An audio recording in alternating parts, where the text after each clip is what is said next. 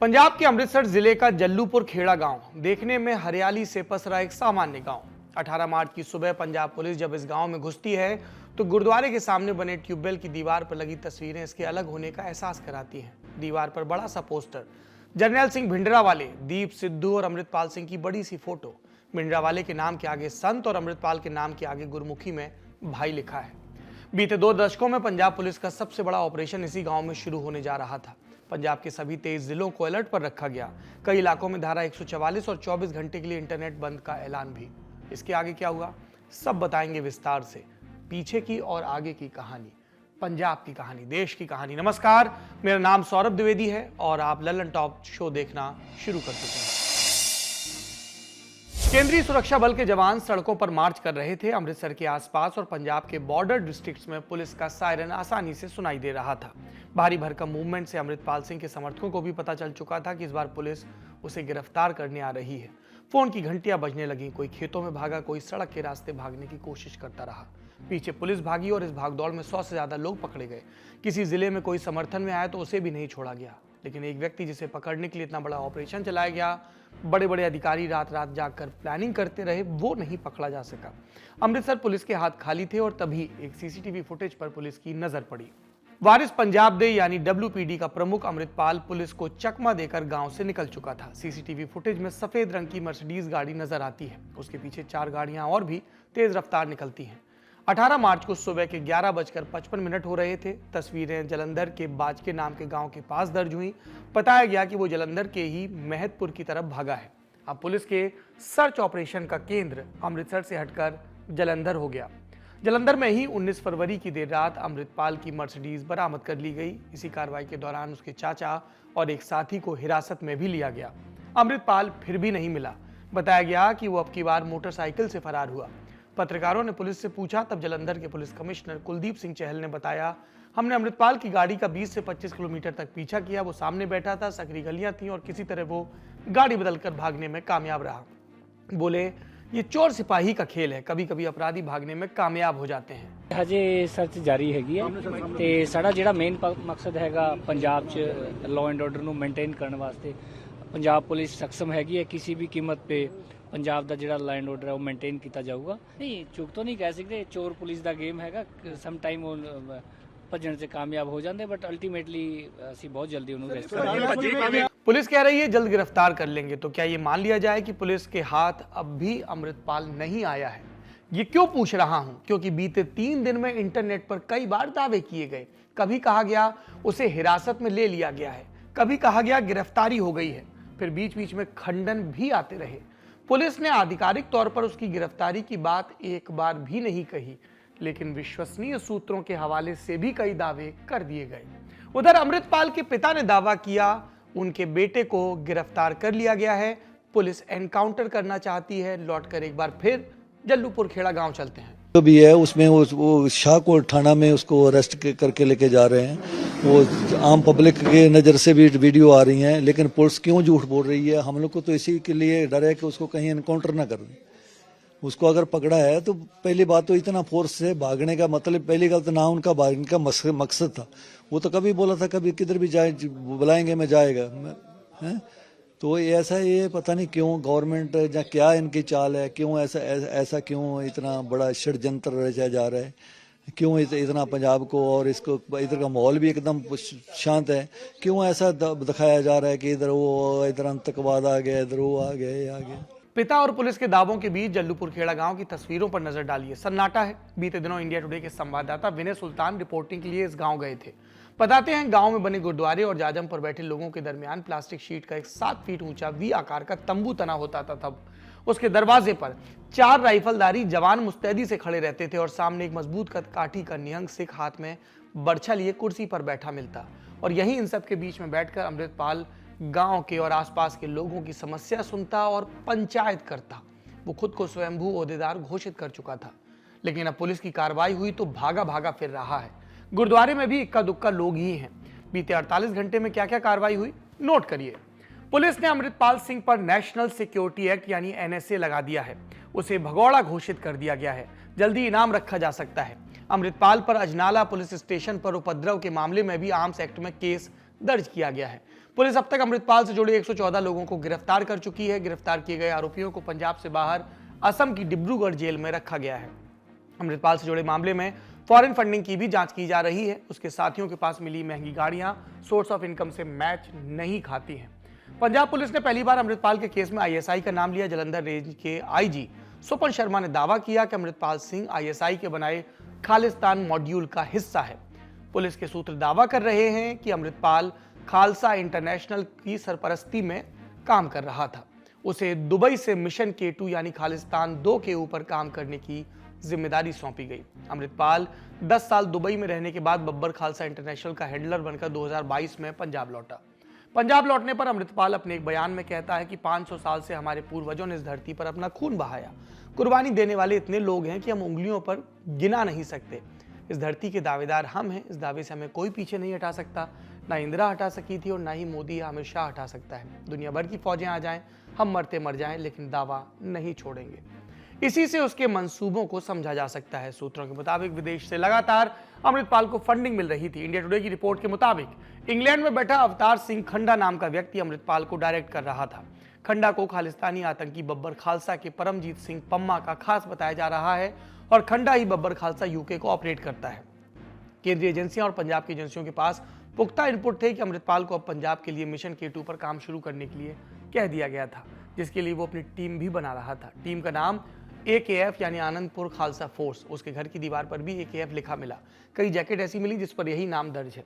अब इस नाम के पीछे की कहानी क्या है और अमृतपाल के उदय की वजह क्या है, इस पर इंडिया टुडे से बात करते हुए सामाजिक कार्यकर्ता और रिसर्चर गुरशमशीर सिंह ने एक बात कही। उन्होंने बताया कि 2015 में बरगाड़ी में हुए गुरु ग्रंथ साहिब की बेअदबी के मामले ने सिखों को अंदर तक असुरक्षित किया। उस समय विधानसभा चुनाव के दौरान कैप्टन अमरिंदर ने बेअदबी के खिलाफ कानून लाने की बात कही थी, लेकिन इसके बाद किसान आंदोलन के दौरान भी सिख संगठनों पर तरह तरह के सवाल खड़े किए गए। उन्हें आतंकवादी और खालिस्तानी कह दिया गया, जबकि ये किसानों का मोर्चा था। पंजाब के मामले में आपको अतिरिक्त सावधानी बरतनी होती है। यहाँ के लोग लंबे समय से सत्ता के खिलाफ संघर्ष करते रहे हैं, इन्हें दबाया नहीं जा सकता। आखिरकार केंद्र सरकार को बिल वापस लेने पड़े, लेकिन तब तक काफी नुकसान हो चुका था। पंजाब के लोगों का और खासतौर पर सिखों का केंद्र सरकार से जैसे भरोसा उठ गया। उसकी प्रतिक्रिया में अतिवादी सोच मजबूती पकड़ने लगी। ये गुरशमशीर सिंह का बयान है। आगे और एक बात और कहते हैं वो अपनी व्याख्या में। पंजाब में 1997 के विधानसभा चुनाव को 1.5 दशक की खाड़कू लहर के बाद शांति बहाली की शुरुआत की तरह देखा जाता है। उस समय अकाली दल सत्ता में आया। 1997 के अकाली दल के चुनावी घोषणा पत्र में उठाई गई कई मांगे, जैसे खालिस्तानी बंदियों की रिहाई, मानवाधिकार हनन और फेक एनकाउंटर की जांच जैसे मुद्दे अभी भी लंबित हैं। इससे अगर और पीछे जाएं तो आनंदपुर साहिब प्रस्ताव और उसके बाद राजीव गांधी लोंगेवाल समझौते में चंडीगढ़ को पंजाब को देने जैसे वायदे भी पूरे नहीं हुए। मतलब पंजाब को जिस हीलिंग टच की पूरी जरूरत थी वो कभी मिला ही नहीं। आनंदपुर साहिब प्रस्ताव में केंद्र को विदेश मामले, मुद्रा, रक्षा और संचार सहित केवल 5 दायित्व अपने पास रखते हुए बाकी के अधिकार राज्य को देने और पंजाब को एक स्वायत्त राज्य के रूप में स्वीकारने संबंधी बातें कही गई थी। इस प्रस्ताव को केंद्र में रखकर 70 के दशक में खालिस्तान मूवमेंट की शुरुआत हुई थी और इसी के नाम से अमृतपाल ने आनंदपुर खालसा फोर्स यानी AKF बनाने की कोशिश की। तो सवाल है कि जब सब कुछ इतना हो गया तो पुलिस इतनी देर से क्यों जागी तो जागी, इतनी फील्डिंग के बाद भी पकड़ क्यों नहीं पाई, और पकड़ पाई तो बता क्यों नहीं रही है। पुलिस कह रही कि बिना एक बुलेट चलाए 100 से ज्यादा लोगों को गिरफ्तार कर लिया, लेकिन पुलिस ये नहीं बता पा रही कि जिस मुख्य व्यक्ति को गिरफ्तार करने के लिए ऑपरेशन चलाया वही गिरफ्त से बाहर क्यों है। पंजाब मामलों की जानकार पुलिस की कार्रवाई को किस तरह से देख रहे हैं, सुनते हैं। 2 चीजें मैं आपको साफ साफ बिल्कुल स्पष्ट जवाब देना चाहूंगा। एक, ये मामला अमृतपाल का जो मामला है, जो उनके स्टेटमेंट आए हैं या उनकी कारगुजारियां रही हैं जो कि प्रेस में आती रही हैं, काफी दिनों से आ रही हैं, ये इंटरनल सिक्योरिटी का मामला है। ये लॉ एंड ऑर्डर का मामला नहीं है। It's a threat to unity and integrity of India. अगर आप कॉन्स्टिट्यूशन देखें, अगर आर्टिकल 25 देखते हैं, 19 देखते हैं, या आप प्रियम्बल देखते हैं, प्रियम्बल में भी यूनिटी एंड इंटीग्रिटी है ना। तो India is a very much a security state. और एक आप अनुच्छेद 355 देखें, 355, उसके अनुसार केंद्र की जिम्मेदारी बनती है कि अगर भारत में आंतरिक जो स्थिरता है या इंटरनल सिक्योरिटी को कोई समस्या आती है तो केंद्र उसमें हस्तक्षेप कर सकता है। आप 355 पढ़ें, जो इन्फोर्सिएबल है, जस्टिसेबल है। मैं इसलिए कह रहा हूं कि जो अगर पंजाब एक बॉर्डरलैंड स्टेट है, पंजाब का एक इतिहास रहा है, अभी हम उसके बारे में बात कर रहे थे, तो और हमारे मतलब पड़ोसी राज्य ने हमेशा कोशिश की है डिस्टेबलाइज करने की, तो कहीं ना कहीं केंद्र सरकार की भी जिम्मेदारी बनती है केंद्र सरकार की जिम्मेदारी बनती है, और खासकर ये जो बॉर्डर लैंड एरिया जो है वो ऑलरेडी बीएसएफ के अंदर है, तो केंद्र सरकार अपनी जिम्मेदारी से मुंह नहीं मोड़ सकती। और जाहिर है कि मान गवर्नमेंट की जबरदस्त फेलियर हुई, जो अजनाला कांड हुआ उसमें इंटेलिजेंस फेलियर बिल्कुल क्लियर थी। अगर आप अरेस्ट कर रहे हैं तो आपको पता है कि इसके बाद फॉलो अप क्या हो सकता है, फॉलो अप एक्शन भी आपको लेना चाहिए। आज भी अगर वो अमृतपाल की गिरफ्तारी नहीं हो पा रही जैसा कि सरकार कह रही है, तो कहीं ना कहीं उनकी इंटेलिजेंस फेलियर है, उनकी तैयारी में कहीं कमी रह गई है, तभी ऐसा हुआ है। एक सवाल यहाँ ये भी उठा कि क्या सेंट्रल और स्टेट का पॉलिटिकल कंपटीशन अमृतपाल के उभार के पीछे की एक वजह बना? नहीं, मुझे लगता है कि देखिए, जब भी कुछ इस तरह की बात होती है, एक तो मैं कहूंगा कि मुझे माफ करिएगा, पर मुझे ऐसा लगता है कि कहीं ना कहीं मीडिया ने भी इसको काफी उछाला, काफी तवज्जो दी। और वो एक तरह से जो आजकल का जो न्यू मीडिया, सोशल मीडिया, और ये जो कवायद चल रही है, तो उसी कारण, और जो यूथ है वो सोशल मीडिया पर ज्यादा रहता है आजकल। प्रिंट मीडिया तो बहुत कम, मतलब यूथ के लिए तो they don't really to it. तो उसकी वजह से भी मुझे तो लगता है कि कुछ ज्यादा ही इनको बढ़त मिली। और आपको पता है कि इस तरह का जो आतंकवाद होता है या इस तरह की जो अलगावी शक्तियां, उनके लिए तो प्रोपेगेंडा एक ऑक्सीजन का काम करती हैं, है ना। तो ये मैं कहूंगा कि इसको बहुत ज्यादा देखा न जाए। और मेरी एक अपनी समझ है कि पंजाब के सिख और जो सिख बाहर हैं, इन दोनों में अंतर करना चाहिए। पंजाब के सिखों ने, पंजाब के लोगों ने, चाहे वो सिख हो, चाहे हिंदू हो, चाहे क्रिश्चियन हो, तीनों कम्युनिटी के लोग यहाँ हैं। तो ये अगर इनसे आप बात करें, और जो मेरे उम्र के हैं या थोड़ा मेरे से कम उम्र के भी हैं, उनको they don't want to relive the old days. वो जो डार्क इरा था पंजाब का, उनको पता है कि पंजाब की कितनी बुरी स्थिति रही और पंजाब किस तरह से पीछे गया। तो मुझे नहीं लगता है, और दे आर प्रैग्मेटिक पीपल। आपको पता है पंजाब के लोग काफी मतलब they are well expose people, उनको काफी समझ है, एजुकेशन लिटरेसी रेट काफी अच्छी है। Punjab is a progressive state, रहा है प्रोग्रेसिव स्टेट। तो यहाँ के लोगों को पता है कि अगर वो आतंकवाद को बढ़ावा देंगे या इस तरह की शक्तियों को बढ़ावा देंगे, तो उन्हें क्या भुगतना पड़ रहा है। अभी आपको पता है कि पंजाब की स्थिति वैसे ही बहुत खराब है। जो हमारी ये जो वन सेक्टर इकोनॉमी है पंजाब की, एग्रीकल्चर बेस्ड इकोनॉमी है, वो बहुत, green revolution has run its course, और उसके जितने एडवर्स इम्पैक्ट थे वो पंजाब पर बिल्कुल नजर आ रहे हैं आज। तो कहीं ना कहीं पंजाब के लोग जो हैं, मुझे लगता है, मेरा पूरा विश्वास है, और मैं ऐसे नहीं कह रहा, मेरा मतलब पिछले 20-25 सालों से मैं पंजाब के इलेक्शंस को और इनको स्टडी कर रहा हूं, तो मुझे लगता है कि पंजाब के लोगों में ये बिल्कुल ही एक तरह से कंसेंसस है कि उन दिनों को वापस नहीं लाने देना है। आपने भारत में रहने वाले विशेषज्ञों को सुना, अब न्यूयॉर्क में रहने वाले एक विशेषज्ञ की बात बताते हैं। ये लगातार खालिस्तान, आतंकवाद, सिखों से जुड़े अलग अलग मामले, ये अलग अलग विषय हैं, इन सब पर शोध करते रहते हैं, ट्विटर पर मुखर रहते हैं। हमने उनसे पूछा कि अमृतपाल क्या देश के लिए इतना बड़ा खतरा है कि लोग उसकी तुलना भिंडरा वाले से करें? मॉड्यूल क्या है? स्थितियां अलग अलग हैं या बढ़ा चढ़ाकर बताया जा रहा है, या फिर आईएसआई और बाहर बैठे खालिस्तान सपोर्टर उसे आगे बढ़ा रहे हैं? इस पर सुनिए आप पुनीत साहनी का जवाब। देखिए, वो तो कर ही रहे हैं ऑफ कोर्स। आप ये जो बंदा है, ये सिखाया हुआ, आप ये देख लीजिए, ये पहले ये भी भिंडरा, इसको कोई जानता ही नहीं था। ये कुछ महीने पहले जो था, आप ये जैसे बोल रहा था, आप इससे सुनिए, ये क्लब हाउस पे ट्रोल होता था ये, और एकदम से इसके हाव भाव बदल गए और ये कॉपी करना शुरू हो गया। तो ऑफ कोर्स को इसने सिखा के भेजा है। बट आप ये जैसे खतरा जी होता है जी, मैं आपको ये समझाने की कर रहा हूँ, खतरा कोई वैक्यूम में नहीं होता। खतरा तो बढ़ता बढ़ता बढ़ता जाता है। कि इसके ऊपर सीधा आपने वो देखो, एक इनके पता लगा, कहते कि पुलिस आ गई, पुलिस आ गई, भागो भागो भागो। और ये मैं आपको बता रहा हूँ, पंजाब के अंदर भी यही हो रहा था कि आप इमीडिएटली इससे डील नहीं करोगे ना, then you will do it eventually. तो आपको डील करना ही पड़ेगा। कि ये नहीं हो सकता कि ये इग्नोर कर दिया जाए, क्योंकि जितना इग्नोर करोगे उतने बड़े हो जाएंगे। बट बाद में करोगे तो it will be too late and too much. फिर आप टू मच करोगे, उसके कॉन्सिक्वेंसेस होंगे। मैं आपको एक एग्जांपल से आपको बात समझा देता हूँ। जब ये भिंडरावाला गया, उस टाइम वो अकाल तख्त में नहीं गया था, वो गोल्डन टेम्पल के परिधि में चला गया था। उस टाइम का जो कांग्रेस का चीफ मिनिस्टर था, उसका नाम था दरबारा सिंह। वो कहता है, मैडम गांधी, ये जो भिंडरावाला है ये कुछ भी नहीं है। और ये कह रहा है मैं गोल्डन टेम्पल में, बट ये जो मेन गोल्डन टेम्पल है उसके एक सड़क आती है और फिर एक सराय है, ये सराय के अंदर बैठा हुआ है।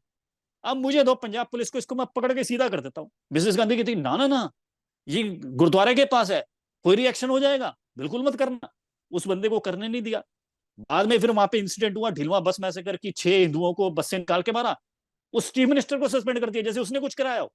वो तो करना चाहता था, जब वो सस्पेंड हो गया, वो देखो क्या का क्या हुआ, फिर आपको आर्मी भेजनी पड़ी गोल्डन टेम्पल पे। और क्या क्या लॉजिक था, नहीं नहीं नहीं ऐसा मत करना, ये हो रहा है जी। तो जो प्रॉब्लम बहुत छोटी सी थी, जिसके पंजाब पुलिस उसकी अकल ठिकाने लगा सकती थी भिंडरा वाले की, यहाँ पे हजारों लोग मर गए, कौन जिम्मेवार है उसका? आपने सब बातें सुन ली, विशेषज्ञों की बातें सुन ली, आपकी अपनी सहमति असहमति होगी। आप भारत में किसी भी धर्म के मानने वाले भी होंगे। हमारे दर्शक हिंदू भी हैं, मुस्लिम भी, सिख भी, ईसाई भी, बौद्ध भी, जैन भी, पारसी भी। तो ऐसे में क्या बात कही जाए? कोई प्रीची सा ज्ञान दे दिया जाए, एजेंसियों की हाँ में हाँ मिला ली जाए, सारे कंसर्न्स को किनारे कर दिया जाए, या फिर अपने पंजाब अपने देश की चिंता की जाए? ये एक इत्तेफाक ही है, पर मैं बहुत खुशकिस्मत हूं कि ये इत्तेफाक आज ही के रोज हुआ। कुछ बरस पहले हमने ललन टॉप की टी शर्ट्स बनवाई, सबने अपने अपने फेवरेट स्लोगन दिए। ये मेरा फेवरेट स्लोगन है, ये गुरु गोविंद सिंह की कही पंक्ति है, सूरा सो पहचानिए जो लड़े दीन के हेत, पुरजा पुरजा कट मरे कभू न छड़िए खेत। शूरवीर वो है, बहादुर वो है जो कमजोरों के लिए लड़े, दीनहीन के लिए लड़े। दीनहीन कौन है देश में, पंजाब में, पंजाब के बाहर के राज्यों में? कमजोर कौन है? जो कभी जाति के नाम पर, जो कभी आर्थिक विषमताओं के नाम पर, जो कभी भाषा के नाम पर दबाया जाए, जो कभी जेंडर के नाम पर दबाया जाए। तो शूरवीर कौन है गुरु गोविंद सिंह की नजर में? वो जो इन कमजोरों के लिए लड़े। और लड़ने का तरीका क्या हो? गुरु साहिबान के समय में तरीका क्या था और आज की तारीख में तरीका क्या हो? लोकतंत्र है, सब अपनी बात कह सकते हैं, एक मत भिन्नता भी हो सकती है। लोकतांत्रिक तरीके से सरकारें चुनी जाती हैं, मुद्दे खड़े किए जाते हैं, प्रेशर ग्रुप बनाए जाते हैं, तरक्की की जाती है। हम सब ने, हम सब के पुरखों ने इसीलिए शासन के इस सिद्धांत को चुना, संवेद ढंग से चुना।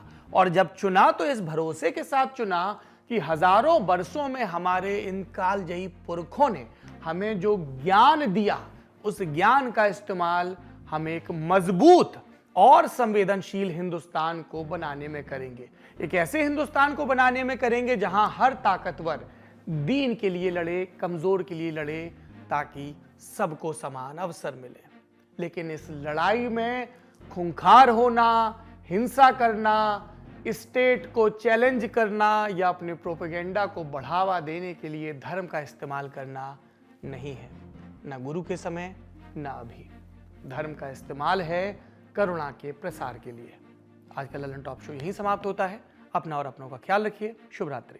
सिर्फ 59 रुपए महीने में पाइए YouTube पर LT प्रीमियम। किसी भी प्लेटफॉर्म से 3 दिन पहले देखिए हमारे प्रीमियम प्रोग्राम जैसे guest in the news room, किताब वाला आदि। इसके अलावा बहुत कुछ। सब्सक्राइब करने के लिए ललन टॉप के YouTube चैनल पर जाकर क्लिक करें ज्वाइन बटन।